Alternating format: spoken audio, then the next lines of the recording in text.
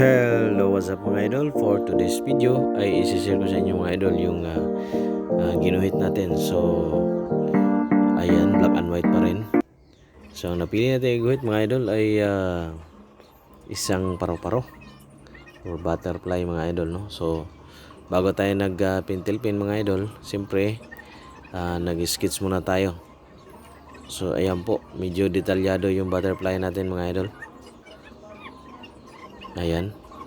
So dapat dahan-dahan lang mga idol, no? Baka magkamali tayo ng paglagay ng ating itim. Ayan po. Ayan po mga idol. So sa mga beginners, no? Pwede naman ganito muna bago tayo gawa ng mga realistic drawing or hyper realistic. So ito muna mga idol, no? Ayan, para ma-practice po yung sketching natin at saka yung pag-trace natin, no? Tracing mga idol. So ayan po, malapit na po yan, nasa kabilang pakpak na po tayo mga idol, no? So ayan, isang paro-paro mga idol, no?